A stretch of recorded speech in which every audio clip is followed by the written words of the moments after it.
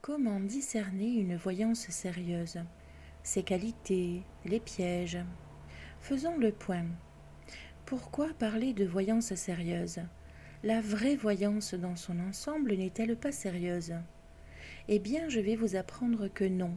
La voyance dans son ensemble n'est pas forcément sérieuse. Outre le fait que l'on puisse croiser des escrocs dans le milieu de la voyance, comme dans tous les domaines, on peut aussi rencontrer des voyants ou des voyantes qui ne sont pas forcément sûrs d'eux-mêmes ou suffisamment confiants pour faire une voyance en toute objectivité, donc de qualité. Faire appel à une voyante ou un voyant est à la portée de tout le monde, mais il est des pièges à éviter et des façons de procéder afin de ne pas se faire avoir ou de ne pas faire soi-même des erreurs. Pour obtenir une voyance sérieuse, il faut d'une part un voyant sérieux, mais aussi un consultant sérieux. Et oui, il faut qu'on se le dise. Une voyance sérieuse s'élabore autant grâce au voyant ou à la voyante que grâce au consultant. Vous avez vos propres responsabilités dans la démarche, et ceci de différentes manières. Nous allons faire la liste des pièges à éviter, des conseils, des qualités requises, tant pour le voyant et la voyante que pour le consultant, afin d'obtenir une voyance sérieuse. Quelles sont les qualités et interdits requis pour être un bon voyant ou une voyante sérieuse? On va commencer par l'impartialité. L'impartialité est une qualité primordiale pour une voyance sérieuse, mais aussi une des plus grandes difficultés pour le médium. Le voyant est avant tout une personne, un être humain qui a sa propre histoire, ses propres expériences, ses principes, voire ses préjugés. Comme tout être humain doté d'une expérience de vie, pas souvent simple, un voyant ou une voyante n'est pas à l'abri de porter un jugement sur une situation ou une personne, et ceci même de manière inconsciente. Un bon voyant a conscience de ce risque et fera tout pour ne pas commettre cette erreur. Il s'efforcera de ne pas juger, de ne pas comparer, voire de s'assimiler à l'histoire du consultant.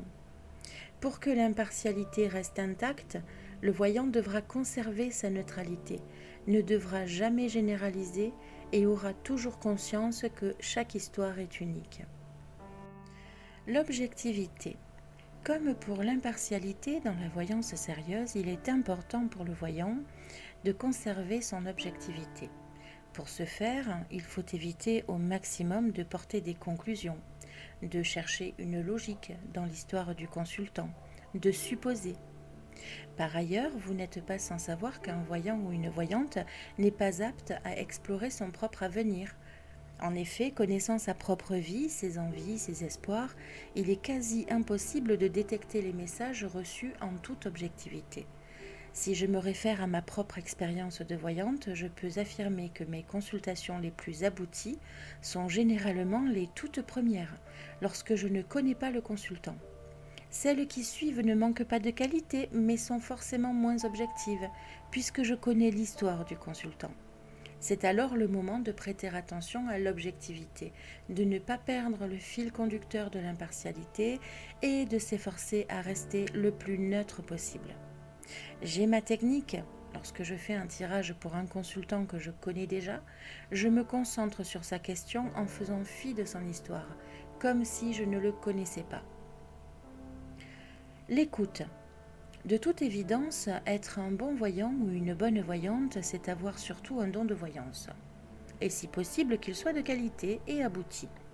Nous serons tous d'accord, faire une voyance sérieuse, c'est avant tout remettre des prédictions aussi précises que possible. Néanmoins, un bon voyant ne doit jamais négliger l'évidence qu'en face de lui se trouve un être humain. Vous conviendrez qu'il est très rare qu'une personne fasse appel à la voyance lorsque tout va bien. Généralement, ce sont les doutes, les problèmes, les obstacles, les incertitudes qui le poussent à faire appel à un voyant ou une voyante. Une voyante sérieuse saura écouter le consultant.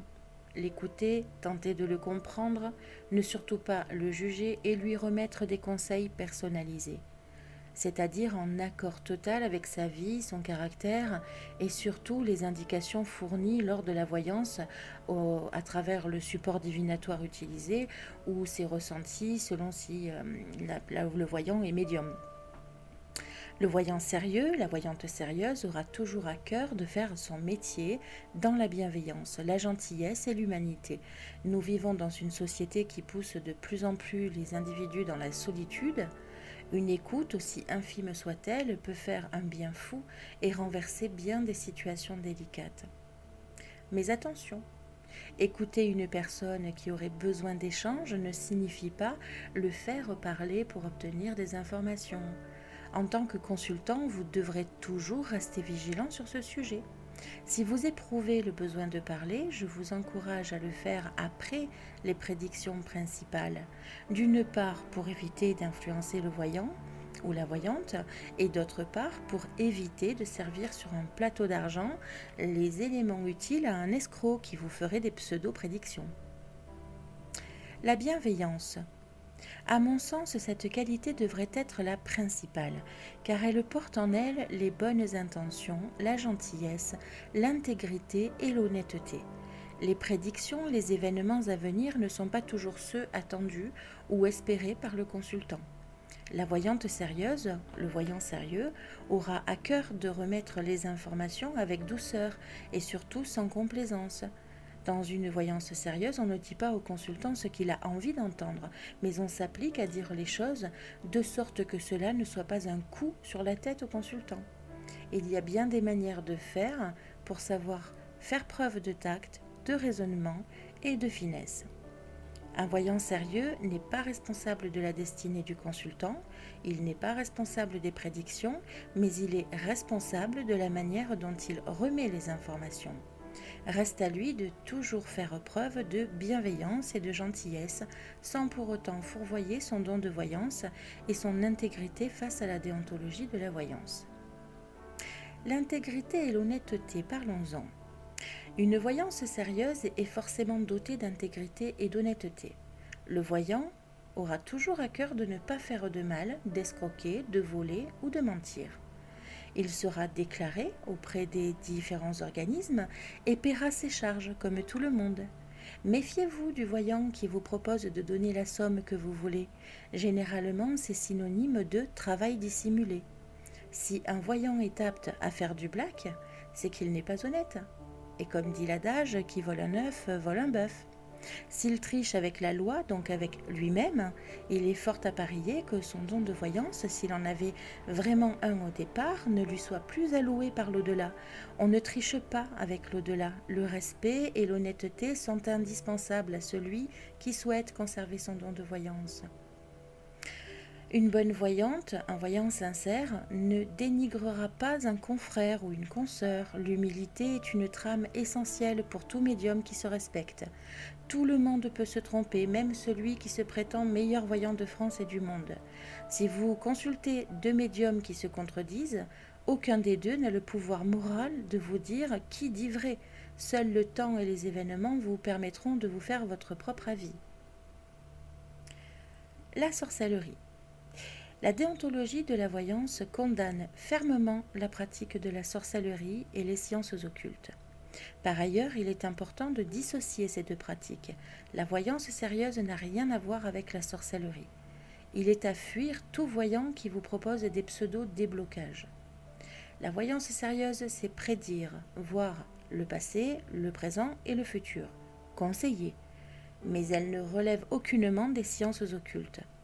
J'attire votre attention, si vous êtes consultant, sur des pratiques néfastes et souvent malhonnêtes que l'on peut rencontrer. Un pseudo-voyant peu scrupuleux peut vous affirmer que vous êtes sous le joug d'un envoûtement, puis vous donner un soi-disant contact, une bonne adresse, qui n'est autre qu'un binôme avec lequel il pourrait œuvrer pour escroquer les personnes. Si vous deviez réellement être sous l'influence des sciences occultes, je vous encourage vivement à vous adresser à une personne ordonnée par le culte religieux de votre choix, selon votre confession religieuse. Si vous avez foi en des forces maléfiques, vous devez faire confiance en Dieu, quel que soit son nom. Ne payez pas de marabout ou autre attribut qu'il se donne, la foi et la religion sont là pour ça. Un voyant sérieux ne pratiquera pas la sorcellerie et pour vous en défaire, il ou elle vous orientera vers un religieux que vous aurez à charge de trouver ou choisir selon le lieu où vous résidez. Tout au plus, le voyant sérieux pourra vous donner quelques conseils sur certaines prières. C'est ce que je fais dans mes consultations. D'ailleurs, j'en ai partagé une dernièrement, mais sans pour autant engager une quelconque responsabilité sur les conséquences de ces dernières. En résumé, la prière vous appartient et c'est à vous de vous adresser auprès d'un religieux. Et non pas un voyant, un marabout et tout ce qui va avec. Méfiez-vous vraiment de ce secteur-là. Alors, sujet, la santé et la mort. Une voyante sérieuse ou un voyant sérieux sont médiums, voyants, tout au plus ont-ils le pouvoir de vous écouter et vous conseiller. Mais ils ne sont aucunement médecins. Lors d'une voyance sérieuse, on ne fait aucun pronostic sur un état de santé, sur l'évolution d'une maladie. Il en va d'une responsabilité tant morale que légale. Il en va de même sur les prédictions d'une mort. Un voyant, une voyante sérieuse n'a pas le pouvoir de prédire et dater une mort.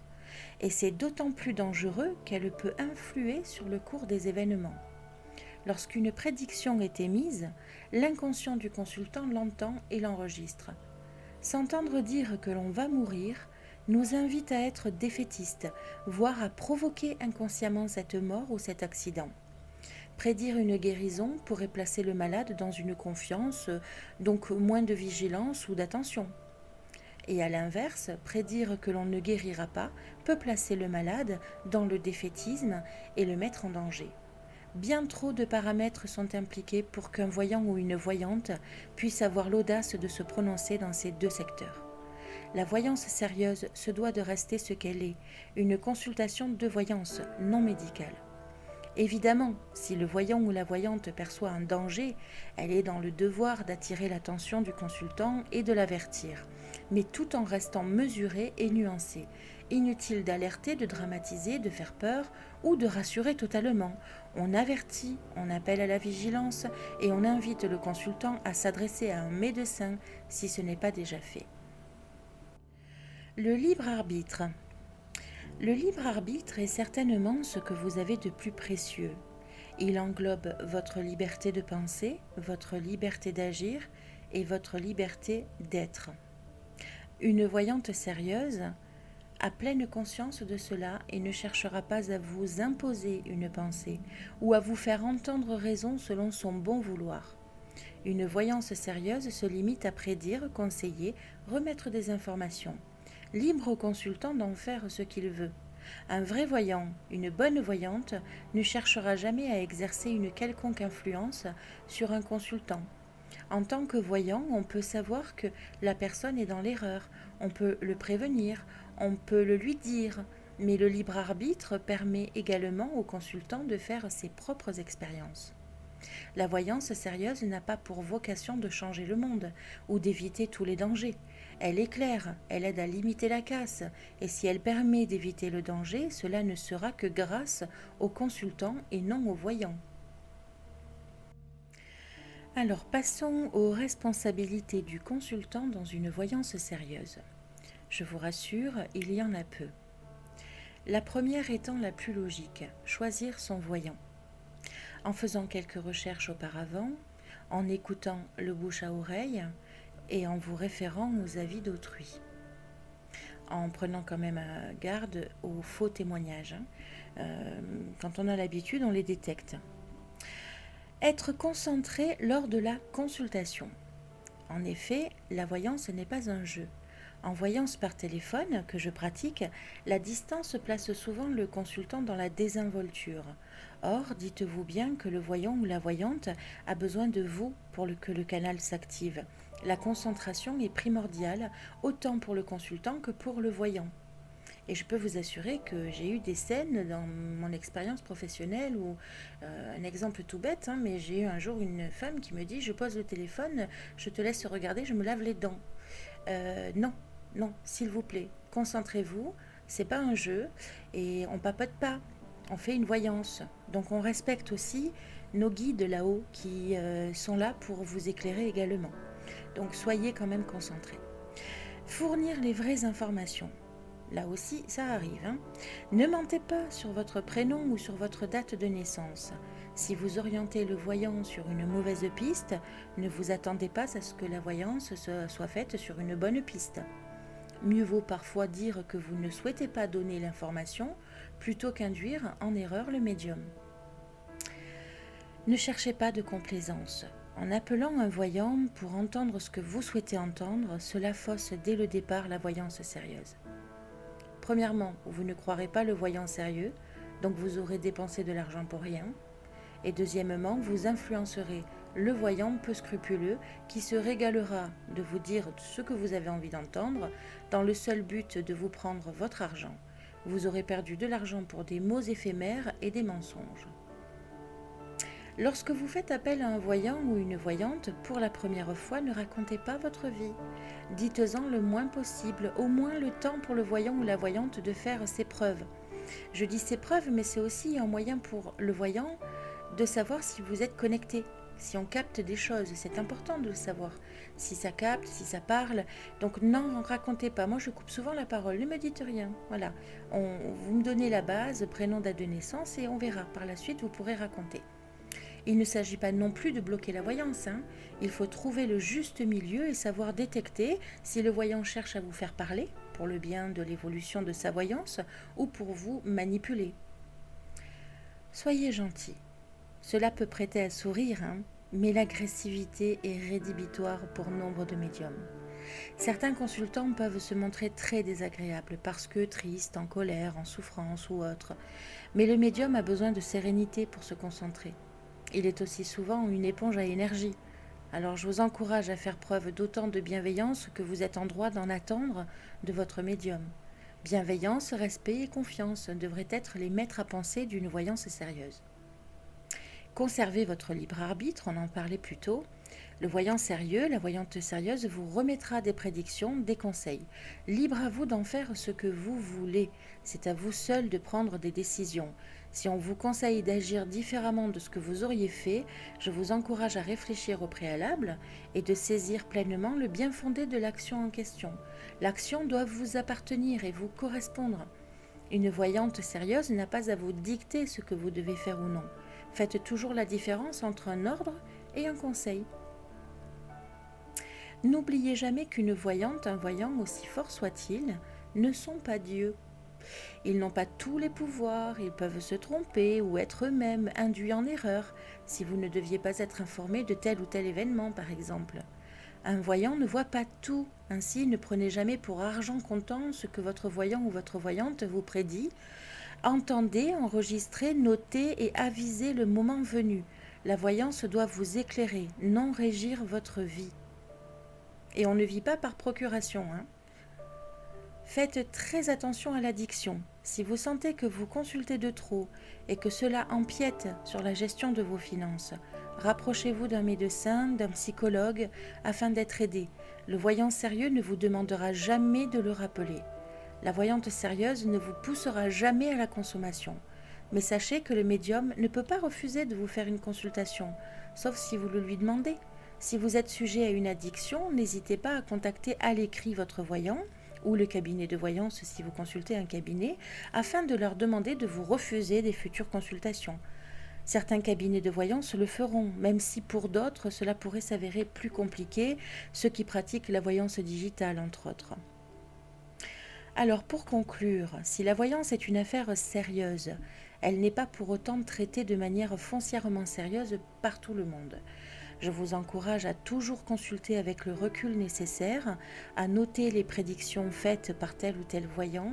Je vous recommande vivement de ne pas vous perdre dans différentes consultations avec X voyants. Une fois que vous avez trouvé un voire deux voyants qui vous parlent et que vous sentez sérieux, eh bien, à vous qui vous auront fait leurs preuves, ne vous perdez plus ailleurs. Informez-vous de la réputation du cabinet de voyance. Ne donnez pas naïvement vos coordonnées bancaires à n'importe qui. Et pour finir, faire appel à la voyance, ce n'est pas vivre par procuration, ce que je vous disais tout à l'heure.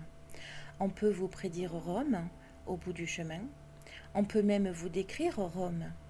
Dites-vous que même si tous les chemins mènent à Rome, c'est à vous d'arpenter le chemin de votre choix pour y accéder. Votre libre arbitre, vos actions et la pleine conscience de votre vie présente sont les outils précieux qui vous mèneront au bonheur et à la réussite. En somme, Pour obtenir une voyance sérieuse, il faut savoir à qui s'adresser, ne pas perdre de vue son libre arbitre et savoir gérer les prédictions, ne pas les prendre pour acquises et attendre de voir pour croire également. Voilà, j'espère que cet audio vous aura été utile et je vous dis à très bientôt. C'était Angèle Delphes.